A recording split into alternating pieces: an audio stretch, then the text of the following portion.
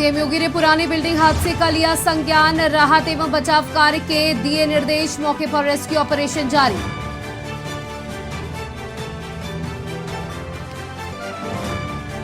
Lucknow Alaya apartment हादसा। हिरासत में पूर्व मंत्री का बेटा। मेरठ सपा विधायक शाहिद मंसूरी के घर देर रात पहुंची पुलिस। बेटे नवाजिश को लखनऊ ले गई। लखनऊ में जारी है जिंदगी बचाने की जंग। 12 घंटे में 14 लोगों को किया गया रेस्क्यू। फोन से संपर्क में दबे हुए पीड़ित। यूपी बीजेपी प्रदेश अध्यक्ष भूपेंद्र सिंह चौधरी का अखिलेश पर हमला। कहा स्वामी प्रसाद का बयान राजनीतिक या व्यक्तिगत।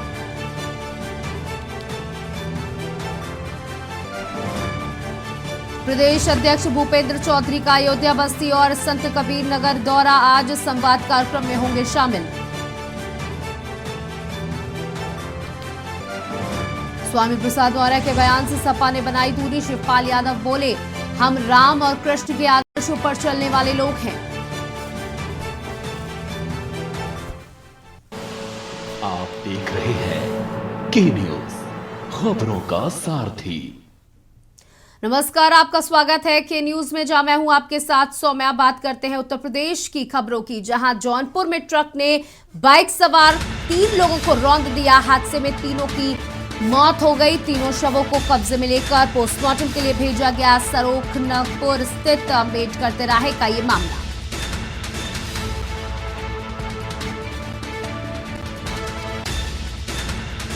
तो यह बड़ा हादसा जौनपुर में हुआ, जहां ट्रक ने बाइक सवार 3 लोगों को रौंदा।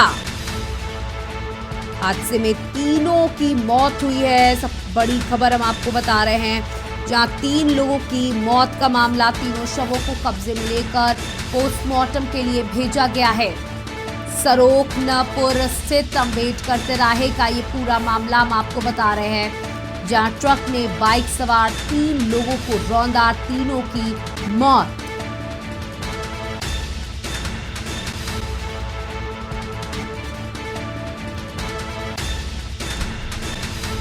एक बार फिर रफ्तार का कहर जिंदगियों पर भारी पड़ा है। आपको बता दें, इस ट्रक ने 3 बाइक सवारों को रौंद दिया है और सबसे दुखद बात यह है कि तीनों की ही मौत हो गई है।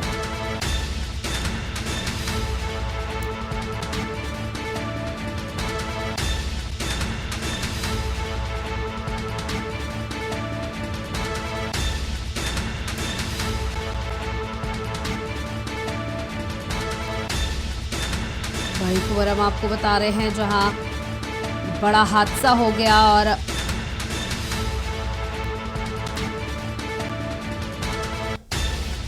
हादसे में 3 लोगों की मौत। तीनों शव को कब्जे में लेकर पोस्टमार्टम के लिए भेजा गया है।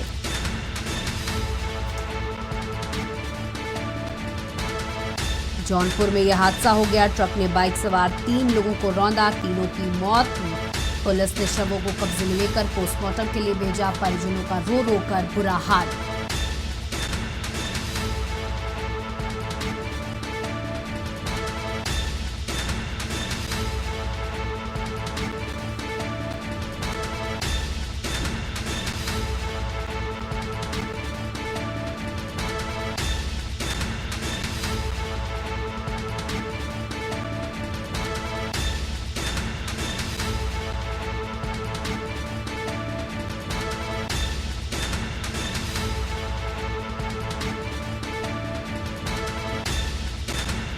आप तस्वीरों में देख सकते हैं कि शवों को कब्जे में लेकर पुलिस ने पोस्टमार्टम के लिए भेज दिया है।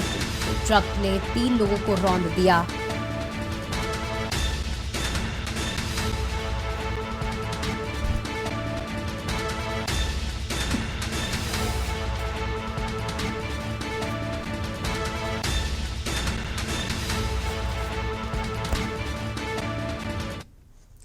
वहीं लखनऊ से आपको बड़ी खबर बता दें, जहां उत्तर प्रदेश के 5 हवाई अड्डों से जल्द शुरू होगी हवाई यात्राएं। एयरपोर्ट अथॉरिटी ने जारी की एनओसी। यूपी सरकार ने जुलाई 2022 में मांगी थी एनओसी। भारत सरकार ने 2023 में एनओसी कर दी है निर्गत। मुरादाबाद, अलीगढ़, आजमगढ़, चित्रकूट के लिए एनओसी। श्रावस्ती हवाई अड्डा से उड़ान भरने के लिए मिली एनओसी। यूपी के 5 हवाई अड्डों से जल्द शुरू होगी हवाई यात्राएं। एयरपोर्ट अथॉरिटी ने जारी की एनओसी।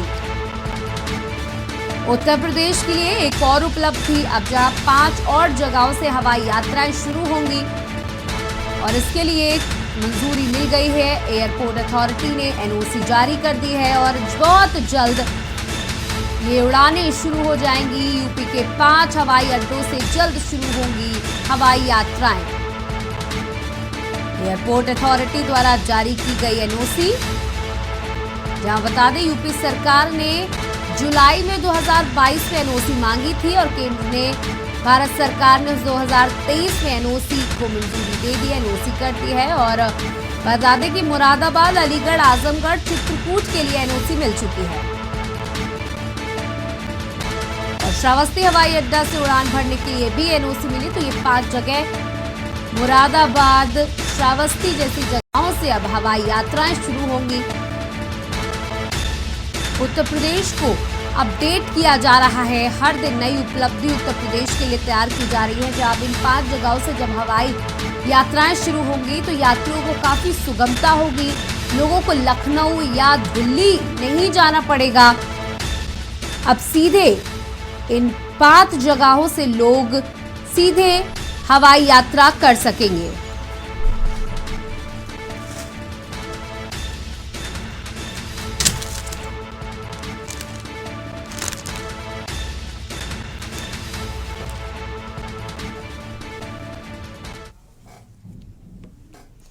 वहीं आपको बता दें, हाथरस से बड़ी खबर, जिला अस्पताल की इमरजेंसी और ओपीडी की बिजली गुल हो गई है। मोबाइल टॉर्च की रोशनी में हो रहा मरीजों का इलाज। टॉर्च की रोशनी में डॉक्टर मरीजों का इलाज करने को मजबूर हैं। घंटों से नहीं आ रही बिजली, बांग्ला जिला अस्पताल में पड़ा अंधेरा। आपको बता दें, जब इस खबर के बारे में हमने जानकारी लेने की कोशिश की तो पता चला, जहां विद्युत विभाग का कहना था कि बारिश के चलते कुछ फॉल्ट हो गया और इसी के चलते बिजली गुल हो गई। और आप तस्वीरों में देख सकते हैं कि टॉर्च की रोशनी में इतने काबिल हैं ये डॉक्टर्स कि टॉर्च की रोशनी में मरीजों को दवाइयां लिख रहे हैं, उनका इलाज कर रहे हैं, लेकिन जनरेटर शुरू करने की कवायद नहीं हो पा रही है। देखिए, इन तरह के जिला अस्पतालों में जहां लोग अपना इलाज कराने के लिए आते हैं, कुछ लोग बेहद गंभीर होते हैं और टॉर्च की रोशनी में ये डॉक्टर्स लोगों को दवाइयां लिख रहे हैं, उनका इलाज कर रहे हैं। और बदहाली जिला अस्पतालों की इन तस्वीरों में साफ तौर पर देखने को मिल रही है। मोबाइल टॉर्च में हो रहा है मरीजों का इलाज, उन्हें दवाइयां लिखी जा रही हैं। जहां खुली रोशनी में तो सही से इलाज हो नहीं पाता है, टॉर्च की रोशनी में ये डॉक्टर्स इलाज करने की कोशिश कर रहे हैं।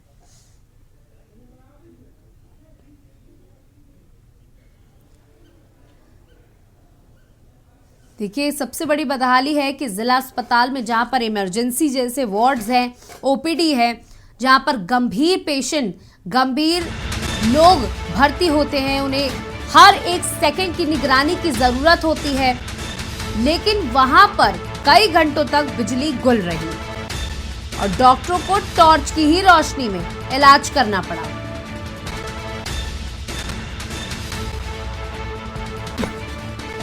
इमरजेंसी और ओपीडी में बिना बिजली के इलाज हो रहा है और अंधेरे में मरीजों का इलाज हो रहा है और मरीजों को बहुत दिक्कतों का सामना भी करना पड़ रहा है इस कारण। और इस खबर पर हमारे संवाददाता प्रशांत जुड़ चुके हैं। जी प्रशांत, हमारे पास तस्वीरें भी आ चुकी हैं, हम देख रहे हैं कि किस तरीके से एक महिला डॉक्टर है जो अपने एक हाथ से मोबाइल पकड़े हुए दूसरे हाथ से पर्चा लिख रही है, यानी दवाई लिखने का काम कर रही है, तो दूसरे एक बुजुर्ग जो पीड़ित आए हैं, मरीज हैं, उनका इलाज कर रहे हैं। तो ये जो तस्वीरें हैं ये क्या बयां करना चाह रही हैं कि इतने काबिल डॉक्टर्स हैं कि टॉर्च की रोशनी में इलाज कर रहे हैं या पूरे लापरवाही चारों ओर फैली हुई है? जी हाँ, मैं ये बता दूं, ये पूरा मामला हाथरस के जिला चिकित्सालय का है, जहाँ पर चिकित्सक अंधेरे में मरीजों का इलाज करते हुए नजर आ रहा है। इसका कारण यह बताया जा रहा है कि यहाँ बारिश होने के कारण ट्रांसफार्मर में कुछ खराबी आ गई थी, इसलिए यहाँ घंटों बिजली गुल रही।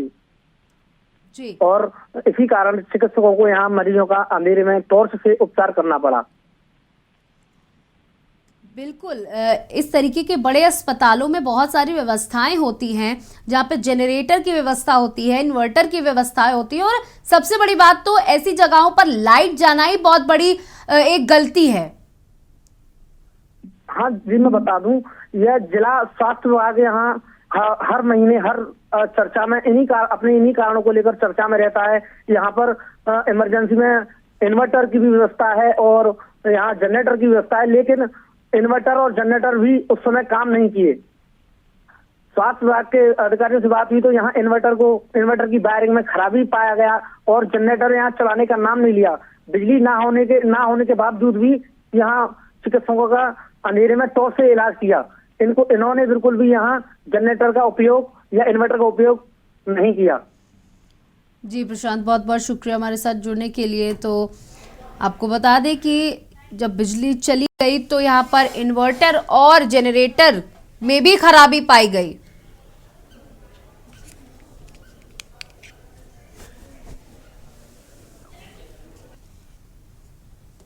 मोबाइल की टॉर्च में इलाज हो रहा है, मरीज भी बेहद परेशान है इस बदहाली से। वहीं बुलंदशहर में तेज रफ्तार बेकाबू ट्रक ने दुकानों में घुस गया। एक कार में टक्कर मारकर ट्रक दुकानों में जा घुसा। हादसे में कई लोग गंभीर रूप से घायल बताए जा रहे हैं। वहीं अनूप शहर होते हुए मुरादाबाद जा रहा था ये ट्रक। देखिए, हमने थोड़ी देर पहले आपको खबर दिखाई थी जहां एक अनियंत्रित ट्रक ने 3 बाइक सवारों को रौंद दिया था, जहां उनकी मौत हो गई थी। वहीं दूसरे, जी बिल्कुल, हमने जौनपुर से वो आपको हादसा दिखाया था जहां पर 3 बाइक सवार युवकों को रौंद दिया था तेज रफ्तार ट्रक ने और उनकी मौके पर मौत हो गई थी। वहीं अब ये दूसरा मामला हम आपको बता रहे हैं जहां पर हादसे में कई लोग घायल हैं, जहां ट्रक अपनी स्पीड को खुद ही काबू नहीं कर पाया और एक कार को टक्कर मारते हुए दुकान में सीधे जा घुसा।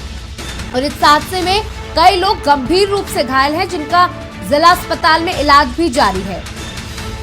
तेज रफ्तार बेकाबू ट्रक सीधे एक कार को टक्कर मारते हुए दुकान में जा घुसा और अभी तक हमारे पास किसी के जान की कोई खबर नहीं आई है कि किसी की इस पूरे मामले पर मृत्यु हुई। हालांकि कई लोग घायल हुए हैं, ऐसी जानकारी हमें मिल रही है। आपको बता दें, कई मामलों में देखा जाता है कि ये ट्रक ड्राइवर रात में नशे की हालत में ट्रक चलाते हैं और इन्हें सुध नहीं होती कि इनकी स्पीड कितनी है और इनको दिखाई नहीं देता कि इनके सामने कौन चल रहा है। ये बस अपनी सुध में गाड़ी को चलाते हैं और तेज रफ्तार में चलाते हैं कि जो भी आगे आता है उसको रौंदते हुए निकल जाते हैं। तो बुलंदशहर से ये तस्वीरें हम आपको दिखा रहे हैं जहां सामान से भरा हुआ ये ट्रक है जो तेज रफ्तार में था, जिसने एक कार को टक्कर मार दी और सीधे दुकान में जा घुसा।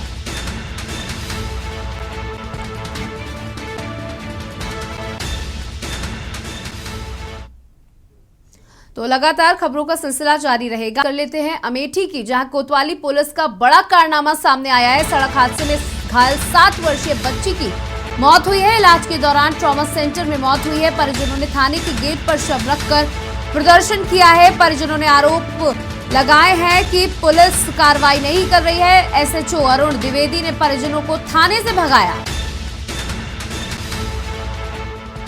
देखिए, पुलिस की बदसलूकी का मामले परिजनों से, लोगों से, आम जनता से कई बार सामने आते रहते हैं और ये काफी संवेदनशील मामला था जब एक माँ बाप ने अपनी 7 वर्षीय बच्ची को खो दिया और इस समय पर उनकी स्थिति काफी अलग रही होगी, उनकी मानसिक स्थिति ठीक नहीं रही होगी। जब उन्होंने पुलिस से मदद की गुहार लगाई तो पुलिस ने उनको थाने के बाहर से ही भगा दिया। ई रिक्शे पर बच्ची के शव को रखकर गांव पहुंचे थे परिजन। कोतवाली पुलिस का बड़ा कारनामा आया सामने। आपको बता दें, सड़क हादसे में 7 वर्षीय मासूम बच्ची की मौत हो गई थी और उसे ट्रॉमा सेंटर में भर्ती कराया गया था, जहां इलाज के दौरान उसकी मौत हो गई। परिजनों ने थाने के गेट पर शव रखकर प्रदर्शन किया था, जहां पुलिस के द्वारा कोई कार्रवाई न करने पर परिजन नाराज थे। इस वजह से वो हंगामा कर रहे थे और पुलिस उनको समझाने बुझाए, उनको सांत्वना देने के बजाय उनको भगा दिया। और फिर परिजन मजबूर होकर अपनी बच्ची का शव ई रिक्शे में रखकर गांव पहुंचे।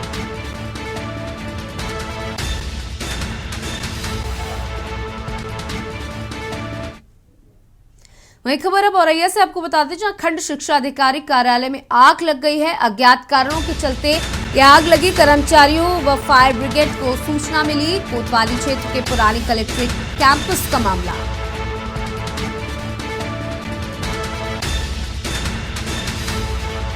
कर्मचारियों व फायर ब्रिगेड को सूचना दी गई। वहीं कोतवाली क्षेत्र के पुरानी कलेक्ट्रेट कैंपस का मामला है, जहां दमकल की गाड़ियों को सूचित किया गया। फायर ब्रिगेड मौके पर पहुंची और आग पर काबू पाने का प्रयास किया। अज्ञात कारणों के कारण ये आग लग गई। और आपको बता दें कि कर्मचारियों और फायर ब्रिगेड की टीम ने अपनी सूझबूझ के साथ मौके पर पहुंचकर आग पर काबू पाया। तस्वीरों में देख सकते हैं कि आग की लपटें कितनी ऊंची ऊंची है और अज्ञात कारणों की, यानी कारणों का अभी तक पता नहीं चल सका है कि किस वजह से ये आग लगी। वहीं पर फायर ब्रिगेड की टीम ने मौके पर पहुंचकर आग पर काबू पाया।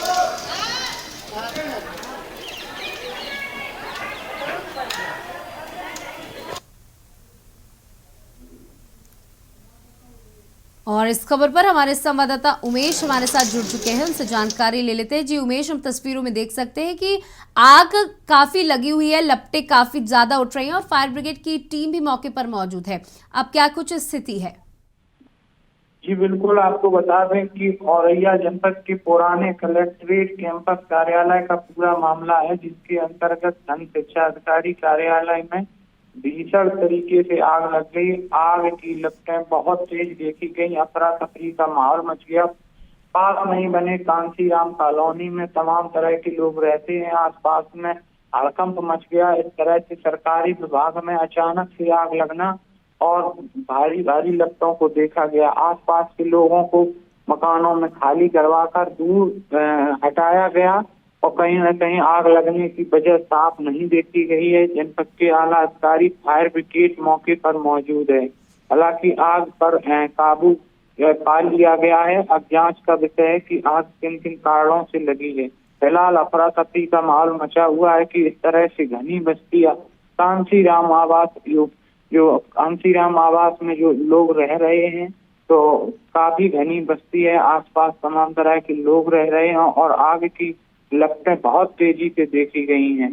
तो कई तरह के अनुमान लगाए जा रहे हैं। फिलहाल जो संबंधित अधिकारी हैं, उनके अलावा फायर ब्रिगेड, पुलिस और जनपद के प्रशासनिक अधिकारी मौके पर पहुंच गए। बहुत बहुत शुक्रिया उमेश हमारे साथ जुड़ने के लिए। तो आपको बता दें कि अच्छी बात ये रही कि जिस समय का आग लगी उस समय कार्यालय में कोई मौजूद नहीं था। खबर अब प्रयागराज से आपको बता रहे, जहां अस्पताल में शराब पीकर अभद्रता करने का मामला सामने आया है।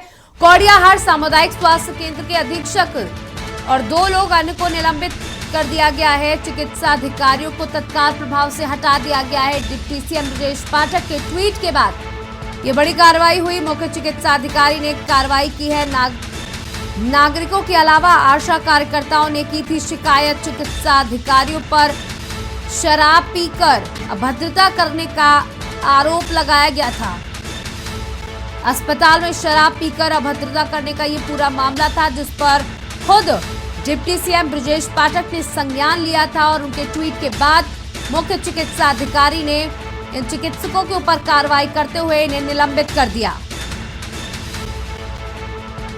आपको बता दें, ये ट्वीट हम आपको दिखा रहे हैं ब्रजेश पाठक का, जहां जनपद प्रयागराज के कौड़ियाहार सीएचसी पर अधीक्षक एवं चिकित्सा अधिकारियों के अस्पताल में मद्यपान सेवन एवं अभद्रता करने संबंधी खबर का संज्ञान लेते हुए उन्होंने सीएम और डिप्टी सीएम श्री ब्रजेश पाठक के द्वारा प्रकरण की गंभीरता के दृष्टिगत उक्त सीएचसी अधीक्षक को तत्काल हटाते हुए जांच करने के आदेश दिए गए। यानी पहले डिप्टी सीएम ने इस पर पूरा संज्ञान लिया और उसके बाद जो भी कार्रवाई हुई उसे भी उनके ऑफिशियल ट्विटर हैंडल पर ट्वीट किया गया।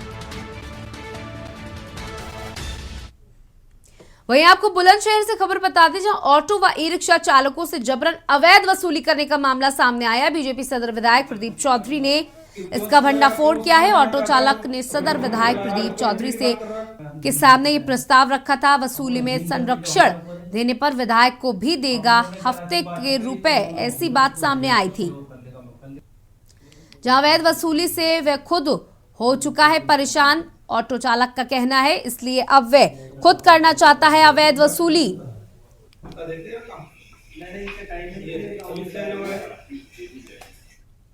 और फिलहाल खबर उत्तर प्रदेश में इतना ही। देखते रहिए के न्यूज़ इंडिया। नमस्कार।